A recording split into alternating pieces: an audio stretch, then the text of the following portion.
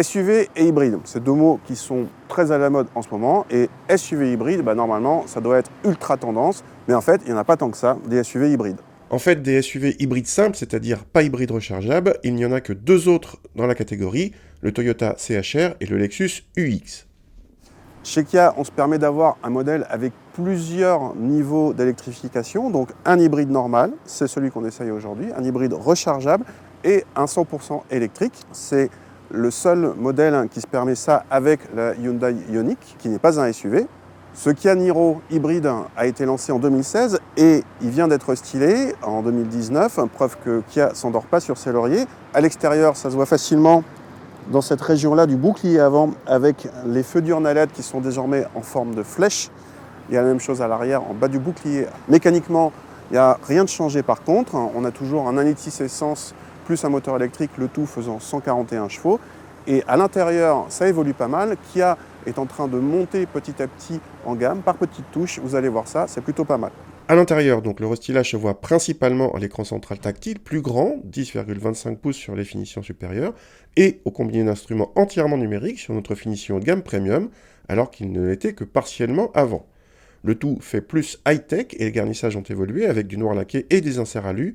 En comparant les habitacles d'avant et après restylage, le nouveau est effectivement plus flatteur, même si, on le redit, notre modèle est à haut de gamme, à voir ce que ça donne avec les finitions inférieures. Question fonctionnalité, le frein à main est devenu électrique et le Niro se dote d'un nouveau système connecté qui vous annonce le prix des stations-service ou la météo, mais on apprécie surtout le GPS avec gestion du trafic offert pendant 7 ans, on est bien chez Kia. Les palettes au volant permettent au choix de passer les rapports de boîte, double embrayage, ou de régler le niveau de récupération d'énergie, autrement dit l'équivalent du frein moteur. Signalons également l'arrivée d'un assistant d'embouteillage, ce Niro ne rate pas grand-chose niveau dernière technologie. À l'arrière, l'habitabilité permet d'accueillir 2 adultes, même grands sans problème, avec toutes les cotes supérieures à la moyenne de la catégorie. La prise de 120 volts est en série sur les finitions supérieures, design et premium. Le coffre, en revanche, est un peu faiblard pour la catégorie des SUV compacts, avec moins de 400 décimètres cubes mesurés. Il est également un peu plus faible que celui du CHR hybride, mais pas loin de celui d'un Evoque ou d'un CX-30. Ce Niro hybride, c'est un hybride simple, donc je le rappelle, pas un hybride rechargeable, donc il n'y a pas besoin de le brancher pour qu'il consomme moins. On verra ça après. C'est le même principe qu'une Prius, et comme une Prius, on peut rouler à l'électrique seul, mais pas longtemps. Par contre, contrairement à une Prius, on a une boîte double embrayage, et donc lorsqu'on accélère fort, il n'y a pas l'effet mobilette. Là, il y a le moteur qui monte en régime, puis qui passe les rapports, comme une voiture normale. Pour l'agrément, c'est quand même beaucoup mieux. Pour les performances, c'est pas un foudre de guerre, il y a 141 chevaux, mais l'engin est un petit peu lourd. Et il y a toujours ce moteur électrique qui est présent pour aider lors des relances le moteur thermique, ce qui donne un surcroît de couple toujours agréable.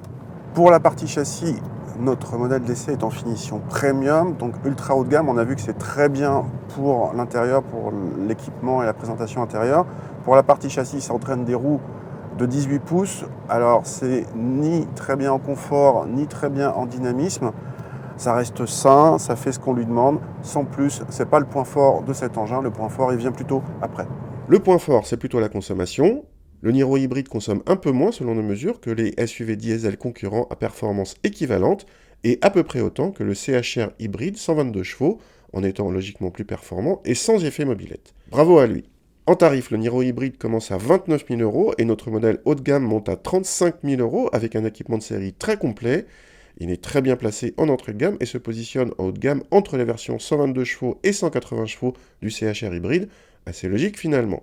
Le Niro, comme dit en préambule, existe aussi en hybride rechargeable et pour 7 000 € de plus que l'hybride simple. Et quelle que soit la version, il bénéficie toujours de la fameuse garantie 7 ans, un atout toujours aussi appréciable. On se répète, mais peut-être qu'à force, les constructeurs avec des garanties de 2 ans se décideront à bouger.